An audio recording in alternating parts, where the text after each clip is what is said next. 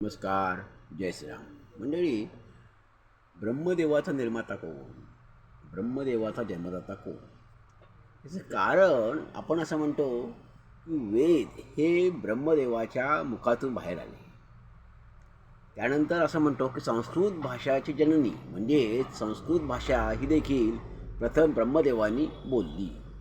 म्हणजे संस्कृत भाषेचा उगम हा ब्रह्मदेवाच्या मुखातूनच झाला असं आपण म्हणतो.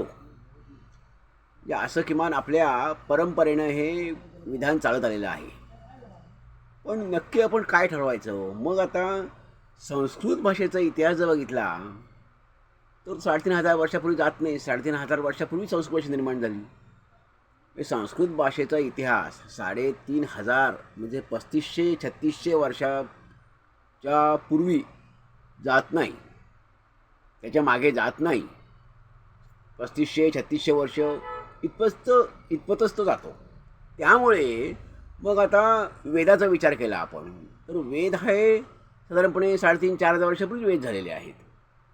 वेदांची निर्मिती झालेली आहे. अर्थात वेदाची निर्मिती ही काही एका वेळी झालेली नाही, पण तरी पण असं म्हटलं तर वेद हे अपौरुषेय आहेत. त्यामुळे ते कुणी एका व्यक्तीने सांगितलेले नसून, लिहिलेले नसून ते ब्रह्मदेवाच्या मुखातून बाहेर आले. मग आता विज्ञान काय करतं? विज्ञानाने प्रत्येक गोष्टी सिद्ध केलेली आहे. विज्ञान हे तुमच्या परंपरेवर, भावनेवर, तुमच्या समजुतीवर, तुमच्या श्रद्धेवर ते जात नाही, ते अवलंबून असतं. तुमची भावना, मतं, तुमची विचारधारा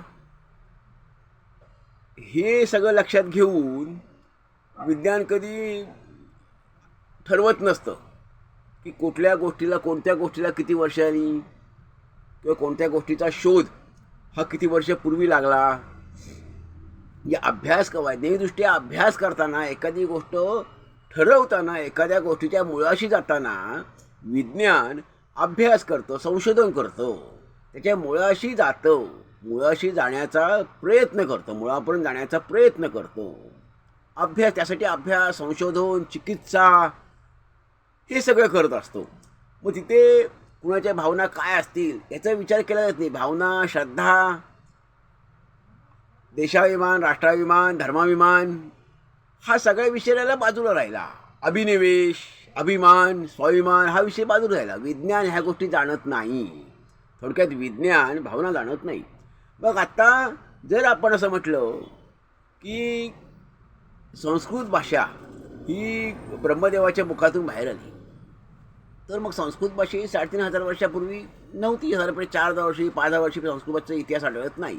तिचा इतिहास हा संशोधनातून सिद्ध झालेला इतिहास, वैज्ञानिकांनी, पुरातत्व विभागाने सांगितलेला इतिहास हा असा आहे की 3500-3600 वर्षापूर्वी संस्कृत भाषा आली. त्याच्या अगोदर संस्कृत भाषेला इतिहास नाही.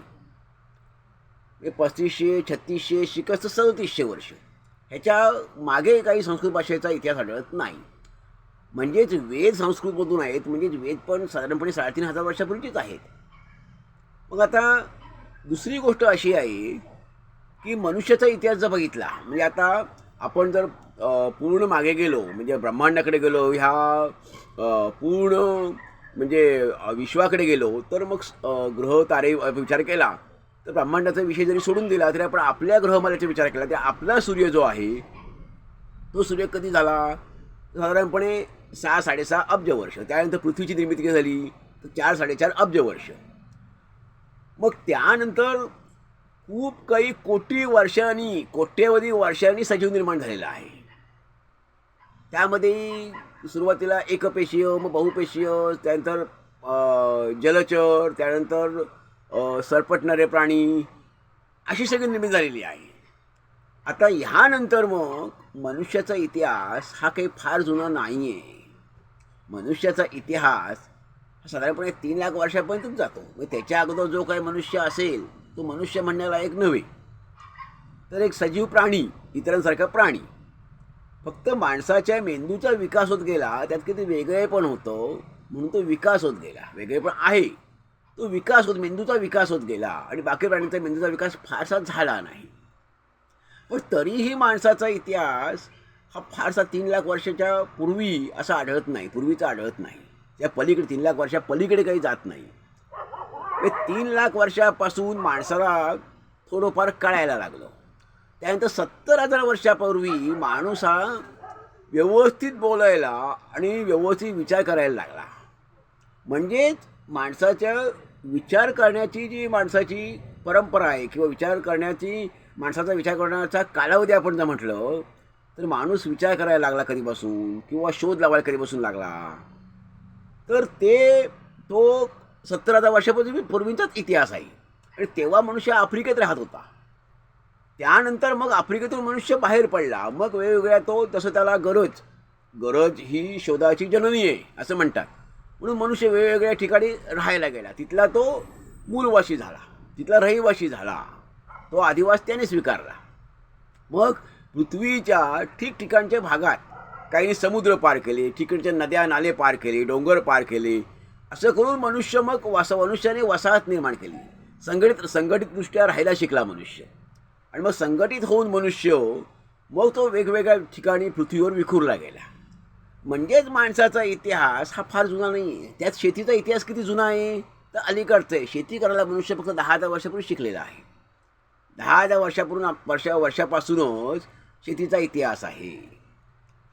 त्यानंतर कपडे मनुष्य 10,000 वर्षापूर्वी जे मनुष्य घालत होता ते वनस्पतीचे सालं वगैरे घालत होता. मग आत्ता मनुष्य म्हणजे 10,000 वर्षानंतरच गेल्या 10,000 वर्षापर्यंत पासूनचा इतिहास कपड्याचा देखील आहे. म्हणजे शेती किंवा वस्त्र ह्याचा इतिहास हा 8,000 ते 10,000 वर्षांचाच आहे.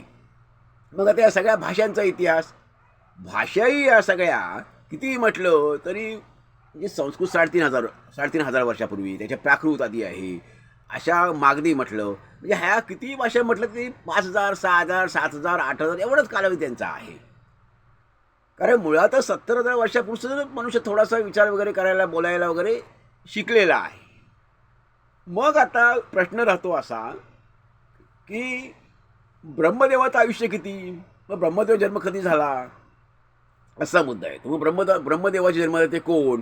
मनुष्य जर 3 लाख वर्षापूर्वी म्हणजे मनुष्य निर्मिती अशी व्यवस्थितरित्या झालेली आहे, त्यानंतर 70,000 वर्षापूर्वी मनुष्य हा बोलायला वगैरे शिकलेला आहे किंवा तो इतर ठिकाणी अन्यत्र वावरायला शिकलेला आहे, शिकार करायला वगैरे शिकलेला आहे, स्वतःची सुरक्षा करायला शिकलेला आहे, त्याला व्यवहार थोडाफार कळायला लागला 70,000 वर्षापासून असं आपण म्हणूया. तर मग ब्रह्मदेवाचा जन्मदाता कोण? कारण 3,500 वर्षापासूनचाच वेदांचा इतिहास आहे, संस्कृत भाषेचा इतिहास आहे. म्हणजे मग उत्तर काय द्यायचं आपण ह्या सगळ्यावर? तर म्हणजे याच्यावर उत्तर एकच की ब्रह्मदेवाचे निर्माते हे कुणाला आवडो न आवडो तर ब्रह्मदेवाचे निर्माते म्हणजे जन्मदाते हे आपणच आहोत. ब्रह्मदेवाचा असा प्रश्न हा एकाने मला सहज मित्राने माझ्या विचारला की ब्रह्मदेवाला जन्म कुणी दिला? तर पुराणांमध्ये काय सांगितलं आहे काय माहीत नाही. कारण सृष्टी निर्माते ब्रह्मदेव आहेत, त्यामुळे त्यांना जन्मदाता कोण असेल असंच पुराणांमध्ये म्हटलं जाणार आहे. ब्रह्मपुराणामध्ये म्हणजे ब्रह्माने सृष्टी निर्माण केलेली असंच आपण म्हणतो. ब्रह्माचे निर्माते कोण? मग ब्रह्मदेवाचे निर्माते हे खरं सांगायचं झालं तर आधी खरं सांगायचं झालं तर आपणच आहोत असं म्हणायला लागेल. माणूस आहे, ह्या माणसाने सगळ्याची निर्मिती केलेली आहे. कारण ह्याचाही इतिहास काही फार जुना नाही आहे. ह्या सगळ्या गोष्टींचा इतिहास आहे. कारण मंदिरं कधी होती? मंदिरं 2,000-2,500 वर्षापूर्वी मंदिरं नव्हती. मंदिराचा इतिहासही अलीकडचा ते 2,000-2,500 वर्षापूर्वीचा मंदिराचा इतिहास आहे. मंदिरातल्या मूर्ती तो इतिहास किती आहे जुना असा? तोही 2,000-2,500 वर्षापूर्वी जात नाही. शिकस्त 3,000 वर्ष, त्याच्या पलीकडे इतिहास तो जात नाही. मग हे सगळं मानणं जे आहे ईश्वर परमेश्वर ह्याचाही इतिहास हा 5,000-6,000 हजार वर्षापलीकडे जात नाही. म्हणजेच ब्रह्मदेव जन्मदाते कोण आहेत? तर म्हणजे अगदी सोप्या भाषेत सांगायचं, स्पष्ट सांगायचं तर मग आपणच आहोत. आपणच अर्थात त्यासाठी गरज म्हणून चांगल्या उद्देशाने, चांगल्या भावनेपोटी की मनुष्याला सगळ्याची गरज असते. नुसतीच मनुष्याला अन्न वस्त्र निवारा हे सगळं मिळायला झालं नाही. तर माणसाच्या मनाचं समाधान जे आहे, वृत्तीचं समाधान जे आहे, चित्ताचं समाधान आहे ते सगळ्यात महत्त्वाचं असतं. आपलं हृदय जे आहे की सगळं मिळतं पण हृदय कुठेतरी गुंतलं पाहिजे. ह्याही गोष्टी काही असतात. कुणा पुढे तरी नतमस्तक व्हावं लागतं आपल्याला. तर आपल्यात विनम्र भाव येतो, जाणीव होते आपल्याला सगळी, मनुष्याची प्रगल्भता वाढते. ह्या सगळ्या गोष्टी आहेत. म्हणजेच आपण चांगला भाव घेतला, त्यातून निर्माण होणाऱ्या अंधश्रद्धा या वाईटच, परंतु चांगला दृष्टिकोन घेतला तरी पण परंतु खरं सांगायचं तर ब्रह्मदेवा जन्मदाते हे आपण म्हणजे मनुष्यच आहे, आपणच आहोत. माणसानेच तुकाराम महाराजांनी म्हटलेलंच आहे, जगद्गुरु तुकोबारायांनी असं म्हटलेलं आहे की देव दानवा नरे निर्मिले. माणसाने माणसाच्या सोयीसाठी हे सगळं निर्माण केलेलं आहे. आता त्याचा वाईट जो अर्थ काढला गेला, त्याचा दुरुपयोग केला गेला, अंधश्रद्धांची निर्मिती झाली, काही त्यात समाज भरडला गेला, हे सगळं चुकीचं झालं. ते चुकीचंच आहे. पण म्हणून खरी खरी गोष्ट अशीच आहे, त्याचीच जाणीव झाली पाहिजे. समाज पण तो जसा समाज प्रगल्भता समाजामध्ये तसं हे लोकांना निश्चित समजू शकेल की ह्या सगळ्याची निर्माते हा माणूसच आहे. मनुष्यानेच सगळं हे निर्माण केलेलं आहे. त्यातून चांगलं किती निष्पन्न झालं हा भाग वेगळा, वाईट किती निष्पन्न झालं हा भाग वेगळा. काहीच्या दृष्टीने चांगलं झालं असेल, काहीच्या दृष्टीने वाईट झालं असेल, तो भाग वेगळा झाला. पण निर्माते आपणच आहोत, मानवच आहे, मानवाने सगळे निर्माण केलेलं आहे. हे त्यातलं तात्पर्य आहे. मंडळी, आपल्यावर काय वाटतं? कारण कोणतीही गोष्ट ही जगात आकाशातून पडलेली नाही. कारण आकाश नावाची गोष्टच काय आहे हे विज्ञानाने सिद्ध केले आहे. आकाश नावाची गोष्टच नाही, विज्ञानाने सिद्ध केलेलं आहे. त्यामुळे काहीही वरून कुठूनही पडलेलं नाही, आयतं आलेलं नाही. हे सगळं माणसानेच निर्माण केलेलं आहे. त्यामुळे ह्या कल्पना केवळ माणसातल्या मनातल्या कल्पना आहेत. त्यातून निष्पन्न काय होईल, काय झालं, हा भाग ज्याच्या त्याच्या शेवटी मनाचा, समजुतीचा हा भाग झाला. आपलं यावर काय मत आहे? ब्रह्मदेवाचे निर्माते कोण आहे, जन्मदाते कोण आहेत? आपण जरूर आपला अभिप्राय द्यावा. धन्यवाद. जय हिंद, जय भारत.